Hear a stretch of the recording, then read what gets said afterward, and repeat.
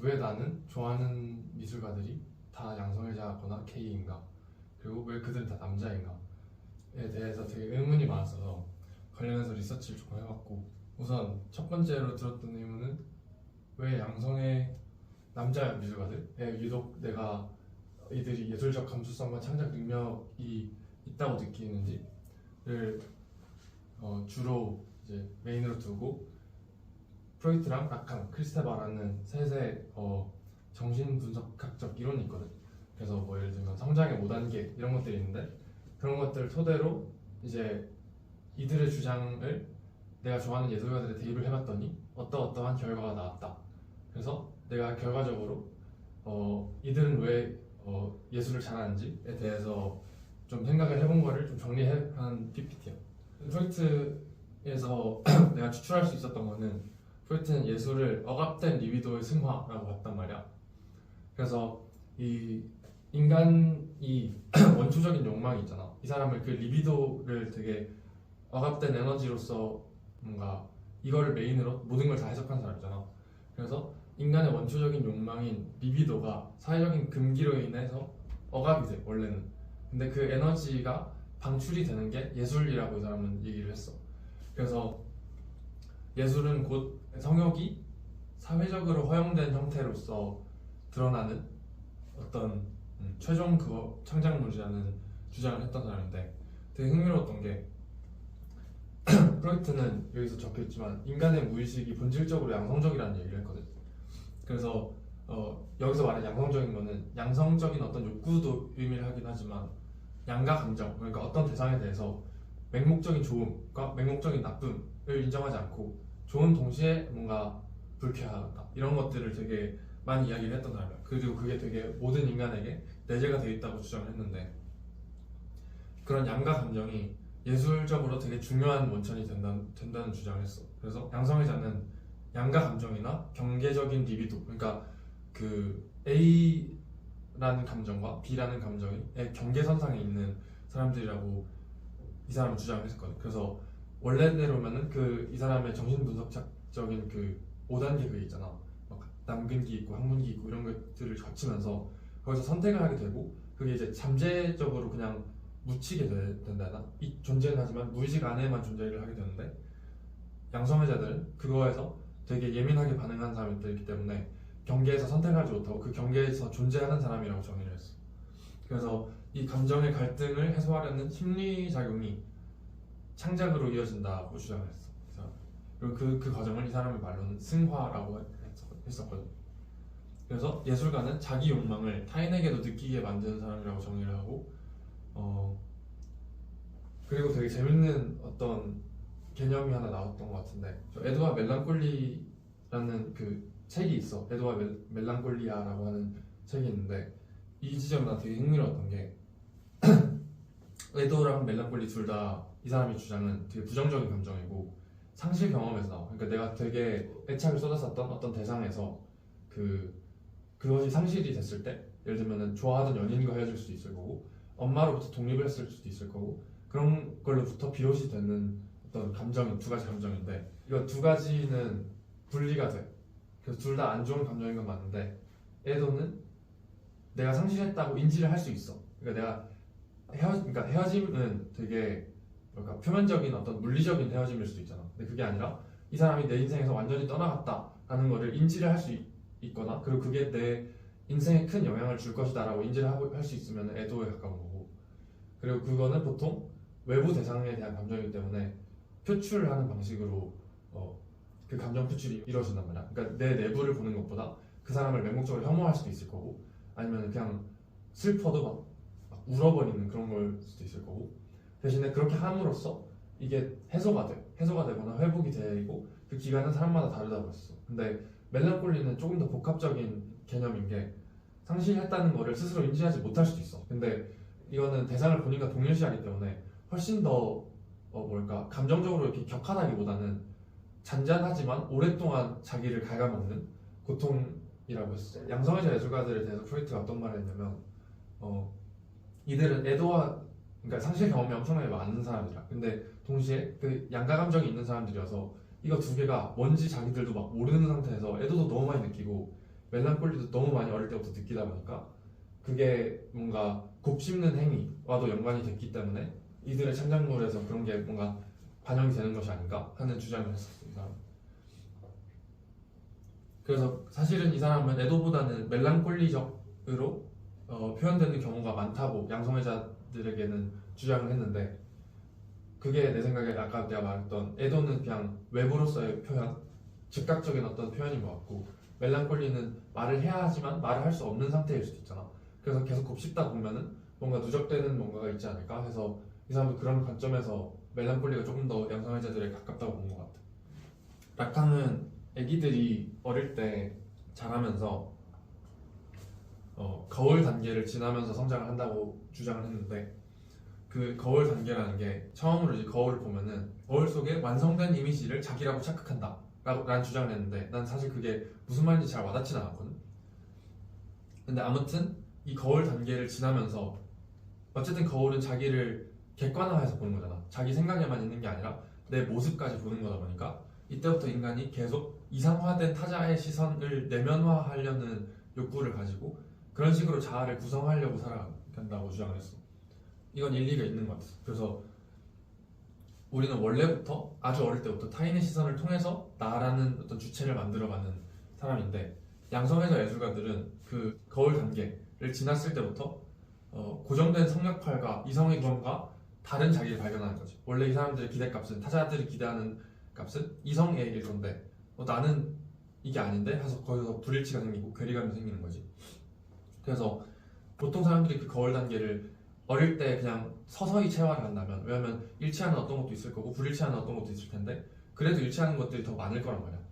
근데 양성애자들은 가장 핵심적인 게 그거잖아. 사랑이라는 게 가장 인간의 근원적인 감정일 수도 있는데 그거에서부터 불일치가 나니까 너무 어릴 때부터 그 갈등과 질문이 너무 많이 시작되는 거지. 자기에 대해서 나는 왜 이럴까 라는 질문. 그래서 두 번째로 이제 상징계에 대해서 얘기를 해야 하는데, 상징계가 아까 얘기했던 그 타자들이 보는 어떤 관점에서 기대하는 성역할이나 이성의 규범 같은 거, 그러니까 여기서 얘기하는 상징계는 사회의 질서, 규범, 언어를 다 포괄하는 이야기야.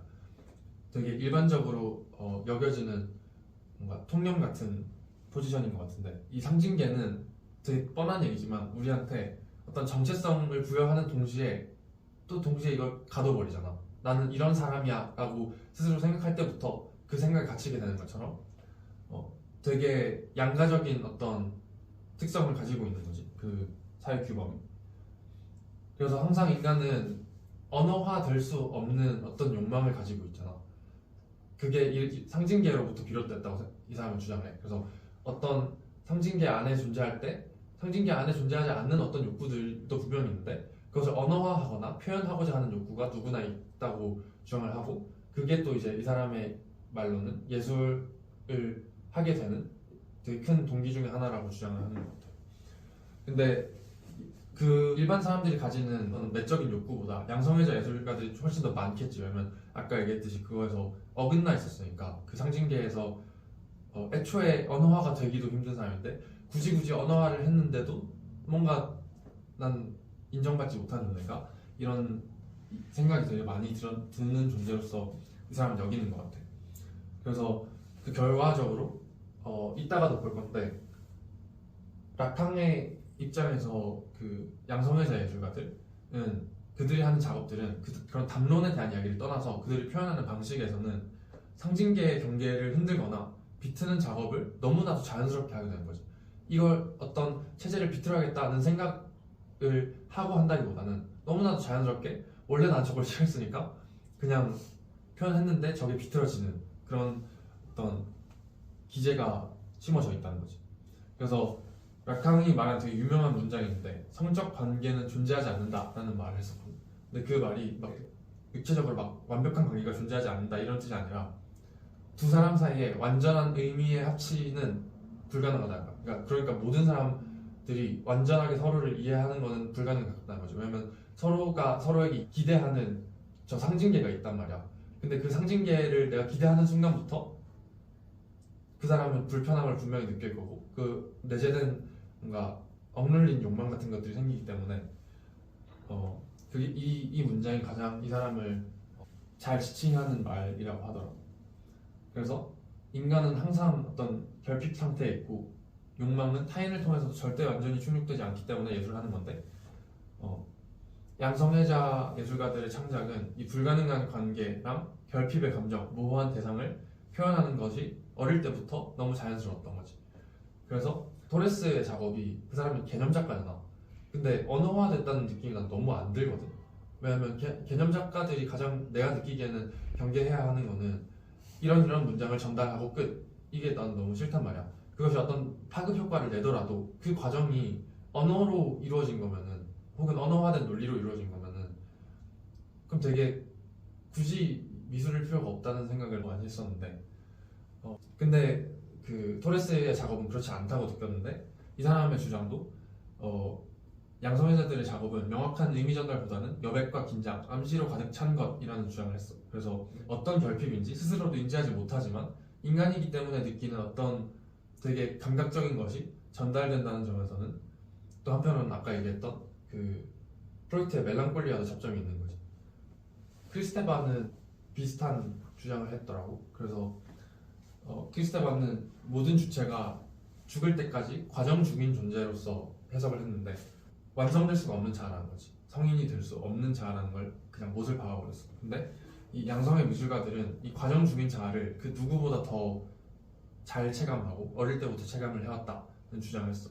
어쨌든 과정 중인 존재라는 거는 어떤 정체성이 단일하거나 고정됐다는 걸 거부하는 개념인데 퀴어는 되게 여러 소수자들을 일컫는 그냥 퉁쳐버리는 말이잖아.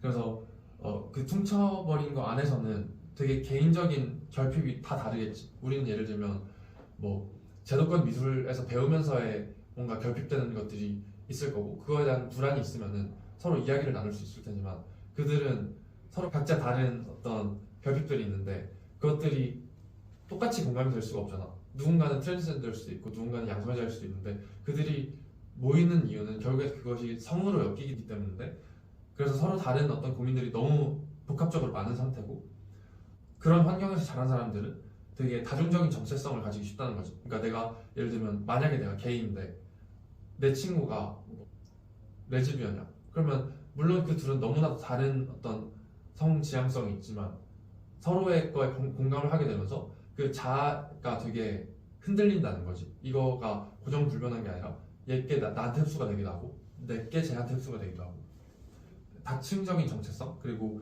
열린 어떤 정체성, 모호한 사회적 위치 이런 것들이 결합이 됐을 때 예술에서의 요구되는 되게 열려있는 사고방식에 조금 더 합치가 되는 경우가 많다고 이 사람은 주장을 했어. 그래서 이 사람의 되게 특이한 워딩이 있지. 세미오틱. 나도 세미오틱이 뭔지 모르겠는데 저 말의 근원은 저게 되게 아까 라칸이 얘기했던 상징계와 반대되는 어떤 개념으로서 이 사람이 제시를 한 거거든. 그래서 세미오틱은 상징계가 아까 얘기했던 언어, 규칙, 질서, 논리, 사회에 적응된 자아 이런 것들을 상징을 한다면 세미오틱은 목소리, 몸짓, 억양, 리듬, 무의식적 감각과 같은 동물적인 충동을 이야기를 한다는 건데 이 사람의 주장은 양성애자들은 세미오틱이 굉장히 발달한 상태로 있대. 근데 난 그거에서 너무 약간 놀랐던 게 내가 전에 그 얘기한 적 있잖아. 프랭크 오션은 하울링을 하는 사람이라고 울지 않고 그러니까 난 그게 너무 딱 이렇게 부합을 하는 것 같아서 되게 신기했어. 그래서 기본적으로 이 사람은 양성애자들의 작업뿐만이 아니라 모든 예술이 상징계와 세미오틱이 충돌하거나 상징계의 균열이 날 때마다 만들어진다고 주장을 했는데 균열이 언어화돼서 그냥 깨지는 게 아니라 거기서도 세미오틱이 개입을 했을 때 훨씬 더 감정적으로 전달되는 정도가 증폭이 된다는 주장을 했었어. 그래서 양성의 예술가들의 작업은 세미오틱적 에너지가 강하게 드러난다고 주장을 했고 그래서 라칸과도 비슷하게 작업이 논리적인 어떤 서사보다는 감각적인 이미지나 정서적인 파편에 가깝게 나타난다고 주장을 했어. 크리스테바에 따르면 인간은 항상 변화 중인 존재이며 예술은 상징계의 질서를 깨뜨리고 세미오틱적 충동을 드러내는 방식으로 이루어진다. 양성애자 예술가들은 고정되지 않은 정체성과 억압된 감각의 기억을 가진 채 살아가며 그로 인해 감각적인 리듬, 모호한 내러티브, 유동적인 자아를 담은 예술을 자연스럽게 구성해낸다. 이런 말을 했어. 그래서 내가 실제로 느끼기에도 이들이 다루는 매체가 혹은 매체가 아니더라도 이들이 다루는 방식이 이 말에 난 되게 잘 합치하는 것 같아. 영화 감독들이나 시나리오 작가들은 구조화된 이야기를 전달하는 방법을 만들어야 되잖아. 그리고 그건 언어로서 이제 스크립트가 써줘야 되는 건데 이 사람들은 그런 구조화된 이야기보다 파편화된 어떤 감정 대신에 그 감정이 아주 극대화되어 있는 상태를 굉장히 잘 포착해내는 사람들이라고 생각을 했었어. 그래서 이제 작가를 얘기를 해볼 건데 에르난 바스를 알아 혹시? 에르난 바스는 되게 흥미로운 게 이 사람도 게이야. 그리고 이 사람의 자전적인 어떤 걸 보면은 게이인 거를 아주 어릴 때 안 게 아니라 한 중고등학교 때 안 것 같아. 그리고 쿠바에서 살았던 경험이 있고 이 사람이 그려내는 방식을 보면은 이게 조속과에서 이런 말이 되게 와닿을지 모르겠는데 회화적인 아름다움이 있고 일러스트적인 아름다움이 있잖아. 회화적인 아름다움은 그 자체로 어떤 긴장감을 가진 아름다움이기 때문에 그 그림을 구성하는 요소 하나하나가 작게 작게 봤을 때 아름답지 않더라도 전체를 봤을 때 그런 어떤 뭐랄까 변화의 집합이 아름답다면 아름다움으로 인정이 될 수 있는 것 같은데 일러스트적인 아름다움은 그 자체로 아름다워야 하고 순수하게 이것만을 위해서 아름다운 게 아니라 어떤 대상을 지시하면서 아름답잖아. 왜냐면 언어에 기반해서 어떤 거를 전달하기 위해서 일러스트가 처음 만들어졌기 때문에 만화 이런 것들이 다 일러스트적인 아름다움에 해당할 거고 프랜시스 베이컨의 아름다움 같은 거는 회화적 아름다움에 해당하겠지. 근데 이 사람을 봤을 때 내가 너무 흥미로웠던 거는 도상은 다 일러스트적이고 색도 너무 일러스트적인데 그려내는 방식이나 붓질 이런 게 너무 회화적이었어. 그게 동시에 공존을 하는 사람인데 거기서 되게 많은 것들이 파생되는 것 같거든. 내가 흥미롭게 봤던 거는 어쨌든 그때도 그림을 되게 많이 걸었었는데 소녀가 한 명도 없고 다 소년밖에 없어. 젊은 남자. 그래서 주로 이 사람이 다루는 게 소년성과 동성 간의 에로틱한 긴장을 모티프로 삼아서 보는 자와 보이는 자의 경계를 계속 허물어. 이때 했던 전시도 자기의 일대기, 그러니까 자기가 자라온 환경을 어떤 문학 작품에 비유를 해서 문학 작품의 어떤 한 페이지를 그림으로 그리되 거기에 주인공을 자기로 하는 거야. 그래서 화면이 구성됐을 때는 되게 사파적이고 일러스트적인 구성을 띠긴 하는데 그려진 방식은 회화라는 거지. 근데 거기서 되게 할 수 있는 얘기가 그런 것 같아. 그림 속 인물이 어쨌든 자기를 그렸기 때문에 주체이면서 또 동시에 대상인 거야. 자기를 그린다는 것 자체가 되게 흥미롭잖아. 그래서 그림 속 인물이 자기였는데 자기가 젊은 남자로 나왔고 동성애를 기반으로 한 어떤 작품들로 나왔기 때문에 정체성이 명확히 고정되지 않은 상태에서 자기가 그려낸 주체이기도 하지만 대상이기도 한 거지. 낙향적인 시선에서 봤을 때 타자의 욕망을 반사하는 거울 자체로 기능을 할 수 있다는 거야, 이 그림.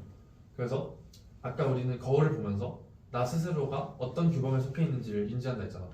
근데 이 사람은 그 거울에 본인을 대입을 하는 동시에 그걸 보기도 하잖아. 대입이 되면서 거기서 보임 당하니까. 그래서 그런 거울로서 기능을 할 수 있다고 주장했다기보다는 내가 느끼기에 약간 그랬을 것 같고.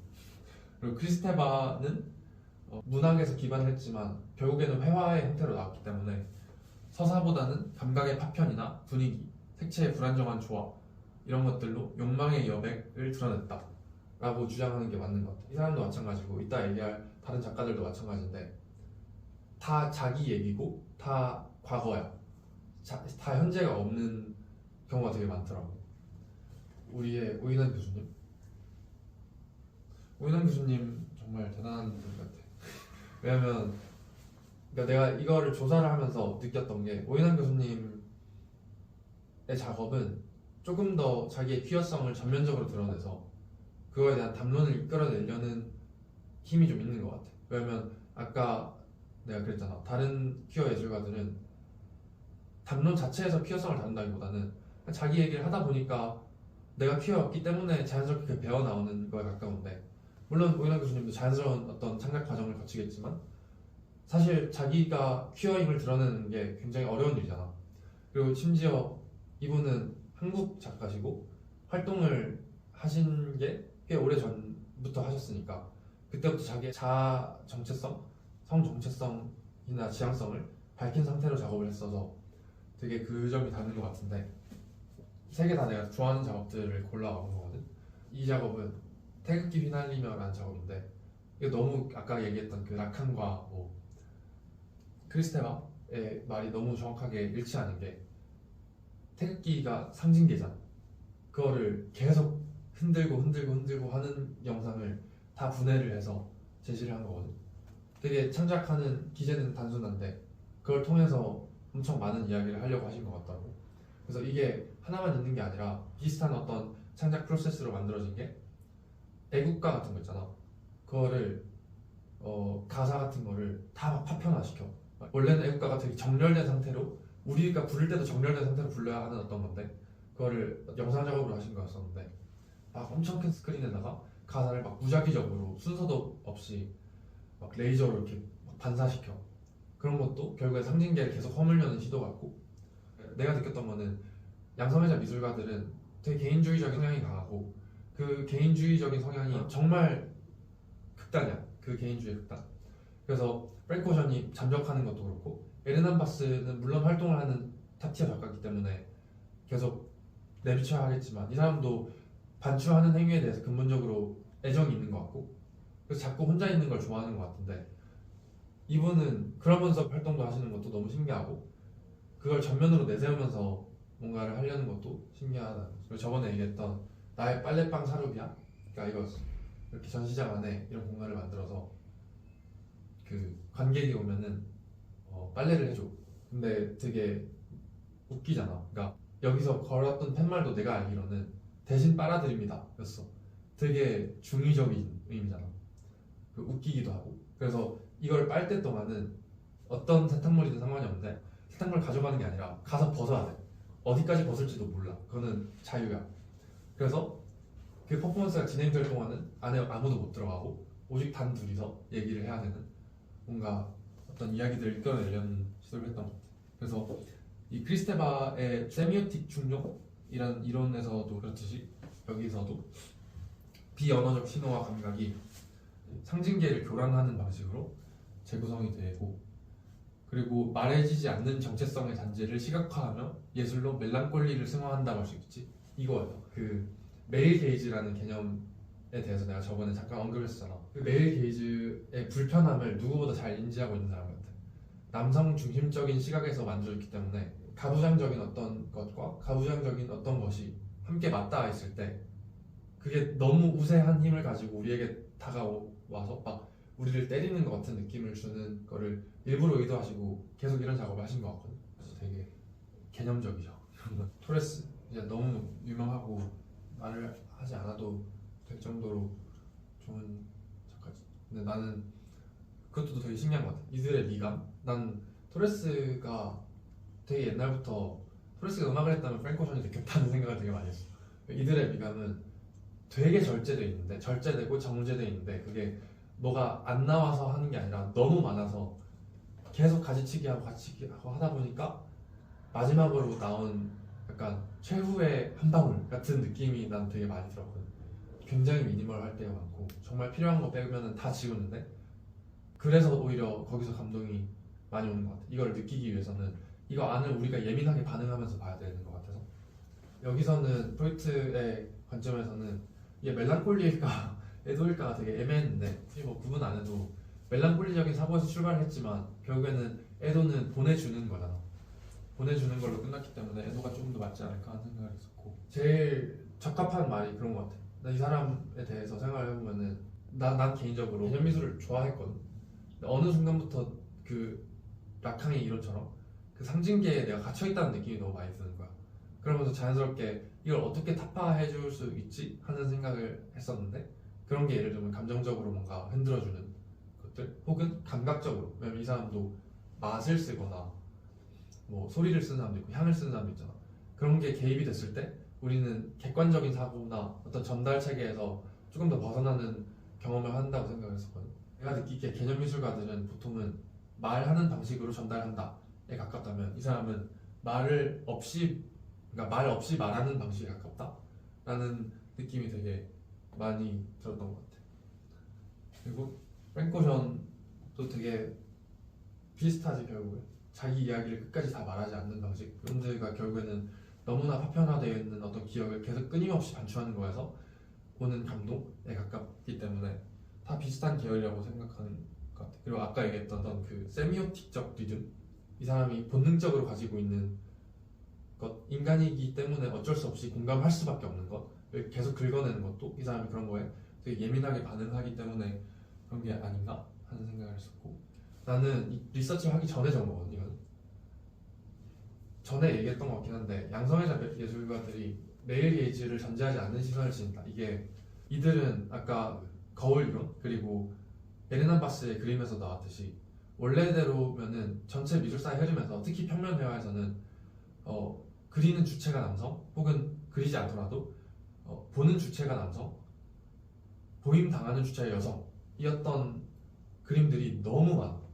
그리고 그걸 이제 타파하려는 시도가 나중에 가서야 나오기도 했었는데, 이들은 본질적으로 남성적인 욕구도 존재하지만 여성적인 욕구도 존재하는 사람이라고 생각했단 말이야. 그래서 그 욕구라기보다는 그냥 특성에 가까운 것 같아. 그래서 이 사람들이 되게 흥미로운 게, 다 남자 커플 중에 남자 역할을 하는 계기가 있고 여자 역할을 하는 계기가 있는데, 이들은 다 여자 역할을 하는 계기야. 그러니까 되게 남성적인 어떤 면도 있으면서 여성적인 어떤 면도 동시에 존재하고, 보고자 하는 욕구도 존재하고, 보임 당하고자 하는 욕구도 존재하는 사람 같아서, 그런 것들이 너무 어릴 때부터 전제가 되다 보니까 창작을 할 때도 사실 좋은 작업이 나오기 위해서는 내가 보기만 해서 그거를 자의적으로 해석한다고 해서 좋은 작업이 되는 게 아니잖아. 어떻게 보일지에 대한 고찰을 해야 되는데 그게 자연스럽게 배어 나오는 게 아닌가 하는 생각을 했었고, 당연히 모든 게이가 미술 잘한다고 말할 수도 없는 거고, 그리고 게이가 아니면 작업을 못한다고 말할 수도 없잖아. 근데 어쨌든 공통적으로 이들에게서 발견이 되는 특성은 자아 탐구가 너무 어릴 때부터 조기화됐다, 이거였던 것 같아. 그래서 그 어릴 때부터 내가 누구지에 대한 질문을 끊임없이 던지다 보니까 지금 와서는 그 담론이 되게 활성화됐잖아. 그러니까 퀴어성이나 소수자성에 대한 담론이 활성화가 되는데, 그걸 떠나서 그 담론이 아니더라도 어쨌든 어떤 특정한 관점을 가지고 정해진 거에서 틀에 박혀 있지 않고 새로운 의문을 제기하려면 내가 새로워야 되죠. 남들과 달라야 하는데 남들과 다름을 일찍이부터 인지를 하고 그런 과정이 너무 선행이 됐기 때문에 자연스럽게 되는 게 아닌가. 그래서 좋은 작가들 중에는 사실 한 환경에서 자랐다면 내가 느끼기에는 자기의 이야기보다 어떤 정말 순수 시각적인 어떤 거에 집착한다거나 조형적인 뭔가에 대한 이야기를 한다거나 자라온 그 한 가지 환경에 대한 이야기를 한다거나 이런 사람들을 봤던 것 같은데, 오히려 왔다 갔다 하면 살았거나 처음부터 혼돈이 왔다거나 한 사람들이 되게 잘 와닿았던 것 같아요. 돌려 말하는 어법, 어떤 작업을 하기 위한 여러 욕구들이 있지만 작업마다 다르겠지만 궁극적으로 그걸 다 포괄할 수 있는 말이 뭐가 있을까라고 생각했을 때, 드러내고 싶은데 또 동시에 드러내고 싶지 않은 욕구가 있을 때 작업을 하게 되는 것 같아, 나는. 그래서 뭔가를 표현을 하고 싶은데 말로 해결이 안 될 것 같은, 혹은 내가 이걸 말해버렸을 때 다 알잖아. 난 다 알면 싫을 것 같아. 그럴 때 난 작업을 하게 되는 것 같은데, 이들은 어릴 때부터 자기의 정체성을 말할 수가 없잖아. 그런 환경에 너무 익숙해져 있다 보니까 돌려 말하는 거에 능숙했던 것 같고. 맞아. 그리고 난 최근에 또 한 가지 더 느낀 게 있었어. 이들의 미술에서는 약간은 성적인 메타포를 은유할 때가 많다. 아까 사루비아도 그렇고 프랭크 오션의 가사도 나는 처음 내가 아는 영어 단어로만 다 들었을 때, 그리고 내가 너무 궁금해서 모든 은어들을 다 해석해 봤을 때 생각보다 이게 너무 야한 가사가 많다는 걸 많이 깨달았거든. 근데 나는 되게 재밌게 생각했던 게, 이들이 왜 성을 은유할까? 왜냐면 자기가 성적인 어떤 지향성이 다르다고 하더라도 그걸 안 할 수도 있는데, 그 성이라는 게 원래 되게 상상을 자극하는 도구로서 많이 사용되잖아. 엔터테인먼트에서도 성을 도구화해서 쓰잖아. 그거를 사용하는 것 같다는 생각을 했어. 내가 여지를 남기고 싶은데 직접적으로 말하지 않고 사람들이 조금 더 낚이면 좋겠는데, 그 낚일 때 어떤 장치를 넣어야지 낚일 수 있을까 해서 성을 열어두면은 훨씬 더 다른 성보다, 이 사람은 특히나 양성이니까 훨씬 더 낚일 가능성이 높다는 거지. 낚인다기보다는 거기서 상상의 여지가 막 너무 많아진다는 거지. 그리고 내가 되게 좋아하는 프랭크 오션의 가사 중에 Nikes라는 노래 마지막 두 줄이 You got a roommate, he'll hear what we do. It's only awkward if you're fucking him too. 이게 되게 엄청 해석의 여지가 너무 많잖아. 이런 거에서 계속 여지를 남기는 거, 그런 것도 되게 이 사람들의 특성이라고 생각을 했어. 여기까지가 내가 정리해본 어떤 이 사람들의 창작 기제에 가까운 것 같고, 근데 그렇다고 해서 우리가 작업을 양성화장 아니기 때문에 작업을 못할 수 없겠지. 한편으로는 궁금했던 게 그런 거였거든. 이 사람들이 되게 탑 티어의 작가들인데 혹은 아티스트인데 그렇다면은 마초적이면은 탑 티어가 못 되나? 라는 생각이 또 한편으로 드는 거야. 그래서 마초적인 어떤 예술가들을 또 조사를 해봤는데 그들 나름대로의 어떤 그것도 있는 것 같고 좋은 작가가 될 수 있는 그런 것도 있는 것 같은데 결국에는 둘 다에게 중요한 것은 이게 가장 큰 것 같아. 자아 탐구가 조기화되는 거. 조기화되지 않더라도 끊임없이 내가 어떤 거를 원하는지 어떤 사람인지를 파악하고 어떤 작업을 하고 싶은지 반출을 하다 보면은 그 결과적으로는 좋은 작업을 할 수 있지 않을까 하는 결론을 내려.